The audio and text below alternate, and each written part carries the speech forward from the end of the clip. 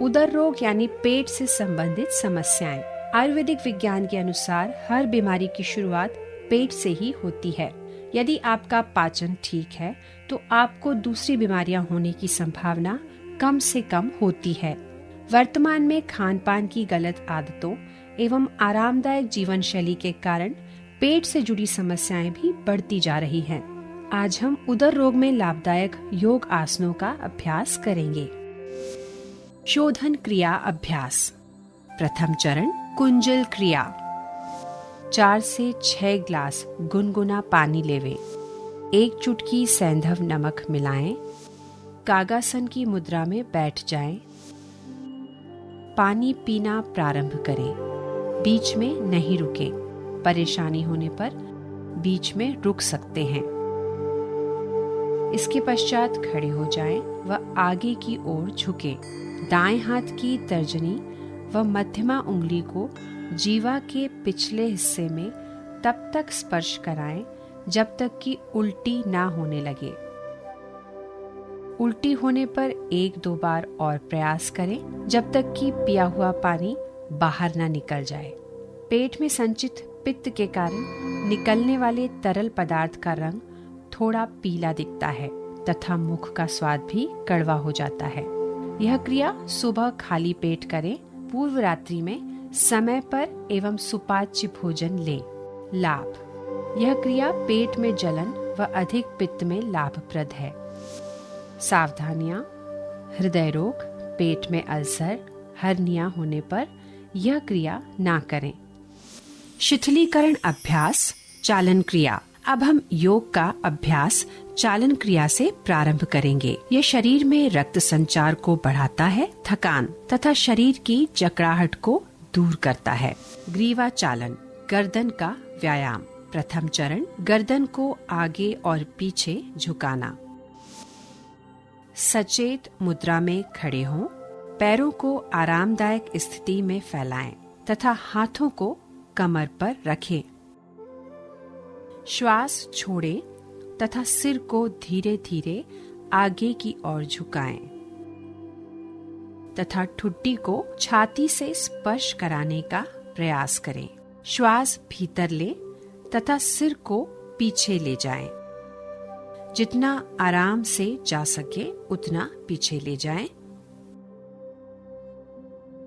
श्वास छोड़ते हुए सिर को वापस आगे लाएं। ग्रीवा चालन, गर्दन का व्यायाम। द्वितीय चरण गर्दन को बाईं तथा दाईं ओर झुकाना। श्वास छोड़ें तथा सिर को धीरे धीरे दाहिनी तरफ झुकाएं। कान को कंधे के इतना अधिक निकट तक ले आएं जितना संभव हो सके। श्वास भीतर लें तथा सिर को सामान्य स्थिति में लाएं। श्वास छोड़ें तथा सिर को धीरे धीरे बाईं ओर झुकाएं। श्वास भीतर लें तथा सिर को वापस सामान्य स्थिति में लाएं। ग्रीवा चालन, गर्दन का व्यायाम। तृतीय चरण गर्दन को दाहिनी तथा बाईं ओर घुमाना। श्वास छोड़ें तथा सिर को दाहिनी तरफ इतना घुमाएं कि ठुड्डी कंधे की सीध में आए। श्वास भीतर लें तथा सिर को वापस सामान्य स्थिति में लाएं। श्वास छोड़ें तथा सिर को बाईं तरफ घुमाएं। श्वास भीतर लें तथा सिर को वापस सामान्य स्थिति में लाएं। ग्रीवा चालन, गर्दन का व्यायाम। चतुर्थ चरण गर्दन को घुमाना। सिर को आगे की ओर झुकाकर ठोडी को छाती से स्पर्श कराने का प्रयास करें। श्वास भीतर लें तथा गर्दन को घड़ी की सुइयों की दिशा में घुमाएं। सिर नीचे की ओर जाते हुए श्वास छोड़ें। अब सिर को घड़ी की सुइयों की विपरीत दिशा में घुमाएं। गर्दन के चारों ओर खिंचाव, गर्दन के जोड़ों और मांसपेशियों में शिथिलन तथा गर्दन के दर्द के दूर होने की अनुभूति करें। सावधानियां: अधिक उम्र के लोग तथा सर्वाइकल स्पॉन्डिलाइटिस वाले रोगी इस व्यायाम को ना करें। स्कंध चालन: दोनों पैरों को परस्पर मिलाएं। पैर से सिर तक के हिस्से को सीधा रखें। भुजाओं को बगल में रखें। श्वास लेते हुए बगल से दोनों भुजाओं को सिर से ऊपर उठाएं। हथेलियां ऊर्ध्व दिशा में हों। श्वास छोड़ते हुए दोनों भुजाओं को बगल में वापस ले आएं।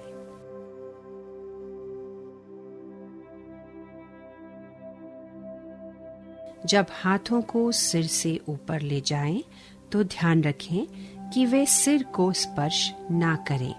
इसी तरह जब हाथों को नीचे लेकर आएं, तो वह जांघों को स्पर्श ना करें। अंगुलियों को मिलाते हुए दोनों हथेलियों को पूरी तरह खोलें। स्कंध चक्र: सीधे खड़े हो जाएं। दोनों भुजाओं को फैलाएं एवं हथेलियां ऊपर की ओर हों। बाएं हाथ की अंगुलियों को बाएं कंधे पर रखें और इसी प्रकार दाएं हाथ की उंगलियों को दाएं कंधे पर रखें। दोनों कोहनियों को पूरी तरह चक्राकार घुमाएं। कोहनियों को आगे की ओर लाते हुए परस्पर स्पर्श कराने का प्रयास करें। इसी प्रकार पीछे की ओर ले जाते हुए कानों से स्पर्श कराने का प्रयास करें। इसी तरह विपरीत दिशा में भुजाओं को खींचते हुए घुमाएं और कोशिश करें कि इस दौरान भुजाएं शरीर को स्पर्श करें।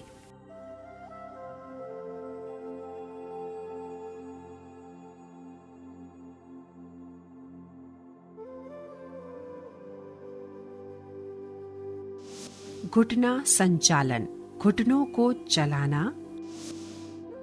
श्वास भीतर ले। अपनी भुजाओं को कंधे के स्तर तक उठाएं।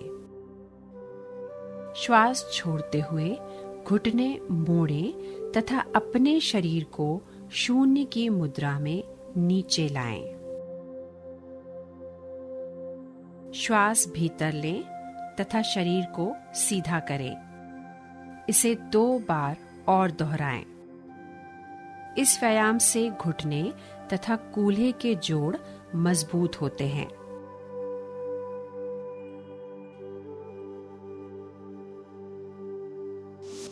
सावधानियां: आर्थराइटिस की समस्या होने पर यह क्रिया ना करें।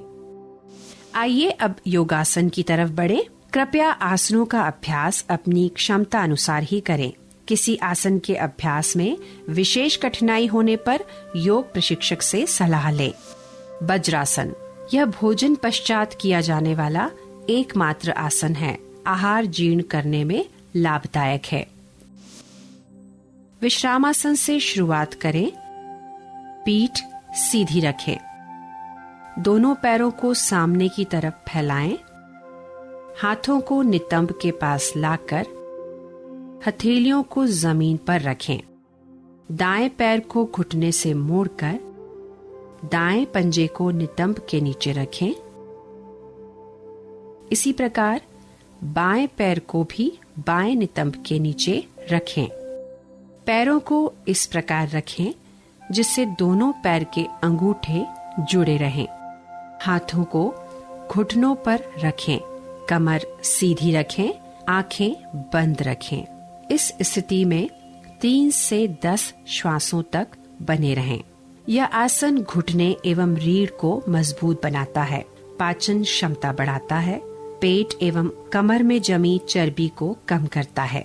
सावधानियां: घुटनों से संबंधित समस्या होने पर यह आसन ना करें। पश्चिमोत्तानासन: सर्वप्रथम दंडासन में बैठें। दोनों हाथों को धीरे धीरे बगल से ऊपर उठाएं। कंधे की सीध में आने के बाद श्वास लेते हुए दोनों हाथों को सिर से ऊपर ले जाएं। इसके पश्चात श्वास छोड़ते हुए धीरे धीरे कमर से छाती तक के हिस्से को आगे झुकाएं। हाथों की तर्जनी उंगलियों से दाहिनी से दाहिना और बाईं से बाएं पैर का अंगूठा पकड़ें। इसके बाद सिर को घुटनों के मध्य टिकाने का प्रयास करें। हाथों की कुहनियां भूमि पर लगी रहनी चाहिए। इस स्थिति को यथाशक्ति धारण करें। श्वास लेते हुए दंडासन में वापस आएं।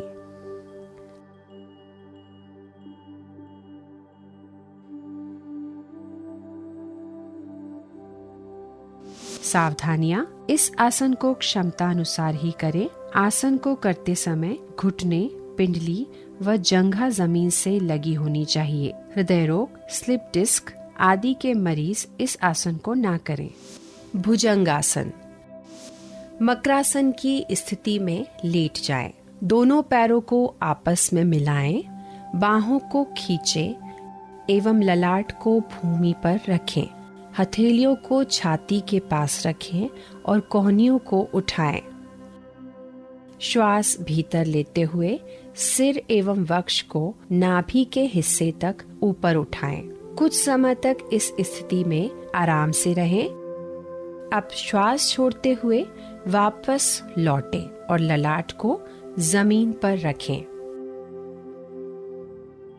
मकरासन की स्थिति में पुनः वापस आएं। तनाव प्रबंधन के लिए यह आसन सर्वश्रेष्ठ है। यह आसन पीठ दर्द तथा श्वास संबंधी समस्याओं को दूर करता है। सलभासन। मकरासन से शुरुआत करें। अब दोनों पैरों को जोड़ें। दोनों हाथों को शरीर के बगल में रखते हुए हथेलियों को जमीन पर रखें।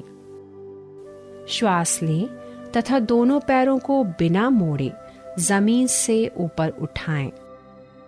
इस स्थिति में 20 से 30 सेकंड अथवा क्षमता अनुसार बने रहें। श्वास छोड़ें तथा पैरों को नीचे ले आएं। दोनों भुजाओं को मोड़ें तथा ललाट को हाथों पर रखें। पैरों को फैलाएं। पंजों को बाहर की ओर रखें। सिर को दाईं ओर घुमाएं और हाथों पर रखें। विश्राम करें। सावधानियां, पैरों को ऊपर उठाते समय घुटनों को ना मोड़ें व ठुड्डी को ऊपर ना उठाएं। उच्च रक्तचाप या हृदय रोग होने पर यह आसन ना करें। धनुरासन। सर्वप्रथम पेट के बल लेट जाएं। अधोमुख स्थिति से अपने दोनों पैरों को घुटनों से मोड़ें। एड़ियों को नितंबों से स्पर्श कराने का प्रयास करें। दोनों हाथों से पैरों के टखनों को पकड़ें। पश्चात धीरे धीरे श्वास लेते हुए पैरों को पीछे की ओर करके घुटनों व जंघाओं को उठाने का प्रयास करें। यथाशक्ति शरीर का पिछला भाग ऊपर उठाएं। इसके पश्चात शरीर का ऊपरी हिस्सा भी ऊपर उठाएं। समस्त शरीर का भार कमर वाले हिस्से पर होना चाहिए। यथाशक्ति इस स्थिति को धारण करें। श्वास छोड़ते हुए सामान्य स्थिति में वापस आएं। सावधानियां, हर्निया, पेट दर्द, गर्दन में दर्द, माइग्रेन, पेट की सर्जरी होने पर इस आसन का अभ्यास ना करें। उच्च रक्तचाप के रोगी इसका अभ्यास ना करें। पवन मुक्तासन। सर्वप्रथम पीठ के बल सीधे लेट जाएं। दोनों घुटनों को मोड़ते हुए जांघों को वक्ष के ऊपर ले आएं। दोनों हाथों की उंगलियों को आपस में मिलाते हुए पैरों को पकड़ लें। श्वास छोड़ते हुए सिर को तब तक ऊपर उठाएं जब तक कि ठुड्डी घुटनों से स्पर्श ना हो जाए। कुछ समय तक इस स्थिति में रुकें। यह अभ्यास पवन मुक्तासन कहलाता है। श्वास लेते हुए सिर को वापस जमीन पर ले आएं। श्वास बाहर छोड़ते हुए पैरों को जमीन पर ले आएं। अभ्यास के अंत में शवासन में आराम करें। लाभ: कब्ज एवं गैस में लाभप्रद है, पाचन क्रिया को ठीक करता है। सावधानियां: हर्निया, तीव्र पीठ दर्द तथा गर्भावस्था में इस अभ्यास को ना करें। नौकासन: इस आसन के अभ्यास के समय शरीर का आकार नाव के समान हो जाता है, इसलिए इसे नौकासन कहते हैं। दोनों हाथ जमीन पर रखें, एड़ियां पंजों को आपस में मिलाएं। श्वास लेते हुए धीरे धीरे सीने व पैरों को एक साथ जमीन से ऊपर उठाने की कोशिश करें। अपनी बाहों को अपने पैरों की ओर बढ़ाएं। शरीर के वजन को संतुलित करें। पैरों को सीधा रखने का प्रयास करें। श्वास छोड़ते हुए आरंभिक स्थिति में वापस आ जाएं। सावधानियां: कमर दर्द, हर्निया, रीढ़ की हड्डी में समस्या होने पर इसका अभ्यास ना करें। अल्सर, कोलाइटिस वाले रोगी अभ्यास ना करें। शवासन: इस आसन में अंतिम अवस्था एक मृत देह जैसी होती है। सर्वप्रथम पीठ के बल लेट जाएं। हाथों और पैरों को आरामदायक स्थिति में फैलाकर रखें। आंखें बंद होनी चाहिए। पूरे शरीर को अचेतन अवस्था में शिथिल छोड़ दें। नैसर्गिक श्वास प्रश्वास की प्रक्रिया पर ध्यान केंद्रित करें। इस अवस्था में तब तक रहें जब तक कि पूर्ण विश्रांति एवं चित्त शांत न हो जाए। लाभ: सभी प्रकार के तनावों से मुक्त करता है। शरीर तथा मस्तिष्क दोनों को आराम प्रदान करता है। पूरे मनोकायिक तंत्र को विश्राम प्रदान करता है। बाहरी दुनिया के तरफ लगाकर आकर्षित होने वाला मन अंदर की ओर गमन करता है। इस तरह धीरे धीरे महसूस होता है कि मस्तिष्क स्थिर हो गया है। तनाव एवं इसके परिणामों के प्रबंधन में यह बहुत लाभदायक होता है। प्राणायाम: अनुलोम विलोम। सर्वप्रथम किसी ध्यानात्मक आसन में बैठ जाएं। बाईं हथेली को बाएं घुटने पर ज्ञान मुद्रा में रखें। दाएं हाथ को नासाग्र मुद्रा में होना चाहिए। दाएं अंगूठे को दाहिने नासिका छिद्र पर रखें। बाएं नासिका छिद्र से सांस अंदर लें, फिर इसे बंद कर दें। दाहिने नासा छिद्र से सांस बाहर निकालें एवं दाहिने नासा छिद्र से सांस भीतर भी लें। दाहिने नासा छिद्र को बंद करें एवं बाईं नासा छिद्र से सांस बाहर निकालें। यह नाड़ी शोधन या अनुलोम विलोम प्राणायाम का एक चक्र है। इस प्रक्रिया के 4 से 5 चक्र और पूरे करें। लाभ: यह प्राणायाम चिंता तनाव दूर करता है तथा फेफड़ों की क्षमता को बढ़ाता है। भस्त्रिका प्राणायाम: किसी भी ध्यानात्मक आसन जैसे पद्मासन या सुखासन में बैठे अपनी रीढ़ की हड्डी, गर्दन और सिर को सीधा रखें। दोनों हाथों को ज्ञान मुद्रा में दोनों घुटनों पर रखें। आंखों को बंद कर लें। एक गहरी श्वास अंदर लें और फिर बलपूर्वक श्वास बाहर निकालें। श्वास लेने की गति एक धौकनी के समान होनी चाहिए। इस क्रिया को निरंतर करते रहें और इसे कम से कम 21 बार करें अथवा अपने सामर्थ्य अनुसार करें। उसके बाद एक लंबी श्वास लें और फिर धीरे धीरे सामान्य स्थिति में आ जाएं। यह प्राणायाम फेफड़ों को स्वस्थ बनाता है, उनके कार्य करने की क्षमता में वृद्धि करता है तथा एकाग्रता को बढ़ाता है। सूर्य भेदी प्राणायाम: किसी भी ध्यानात्मक अथवा सुखासन में बैठ जाएं। बायां हाथ ज्ञान मुद्रा के रूप में बाएं घुटनों पर रखें। दायां हाथ नासिका मुद्रा में होना चाहिए। बाएं नासा छिद्र को बंद करें। दाएं नासा छिद्र से लंबी श्वास अंदर लें। दाएं नासा छिद्र को बंद करें और श्वास अंदर रोकें। इसके बाद बाएं नासा छिद्र से श्वास बाहर निकालें। इस प्रकार यह एक चक्र पूरा हुआ। क्षमता अनुसार 5 से 10 चक्रों का अभ्यास करें। लाभ: शरीर में उष्णता बढ़ती है, पाचन तंत्र मजबूत बनता है। भ्रामरी प्राणायाम: चूँकि इस प्राणायाम में सांस छोड़ते समय जो ध्वनि निकलती है वह भौरे के समान मिलती जुलती लगती है, इसीलिए इसे भ्रामरी प्राणायाम कहा जाता है। सर्वप्रथम किसी भी ध्यानात्मक आसन में बैठ जाएं। नासिका के द्वारा लंबा गहरा श्वास लें। नियंत्रित तरीके से गहरी और स्थिर भौरे के जैसी आवाज के साथ सांस बाहर छोड़ें।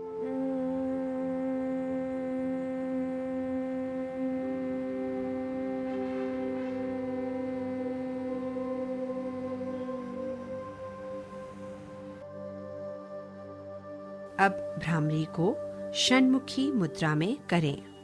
अपने कानों को अंगूठे से बंद कर लें। अब तर्जनी अंगुली को अपनी आंख पर, मध्यमा अंगुली को नासा पर एवं अनामिका व कनिष्ठिका अंगुलियों को अपने होठों पर रखें। अब दोनों नासा छिद्रों से श्वास भीतर लें। नियंत्रित गति से धीरे धीरे भौरे की ध्वनि जैसी ध्वनि निकालते हुए श्वास छोड़ें।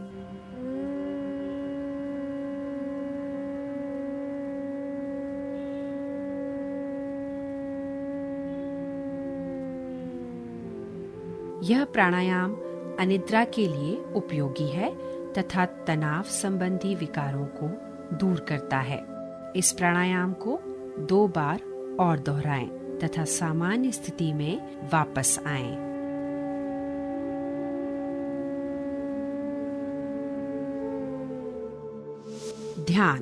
ध्यान लगातार चिंतन मनन की एक क्रिया है।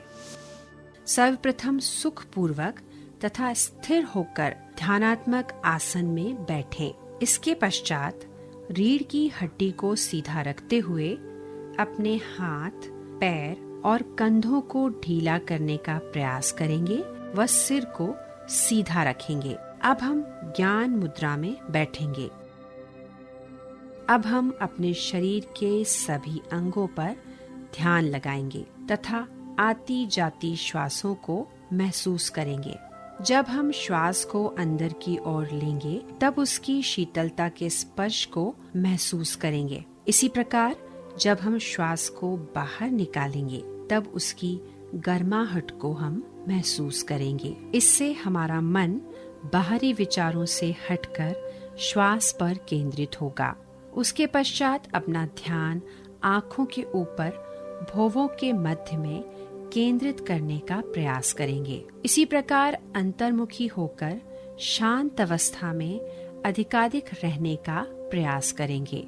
यह निरंतर अभ्यास की प्रक्रिया है। इसे नियमित रूप से 1 मिनट से शुरू कर अपनी सामर्थ्य अनुसार अधिक समय तक किया जा सकता है। लाभ: यह अभ्यास तनाव को दूर करता है, मन को नियंत्रित करता है तथा स्मृति को बढ़ाता है एवं सकारात्मक भावों को उत्पन्न करता है।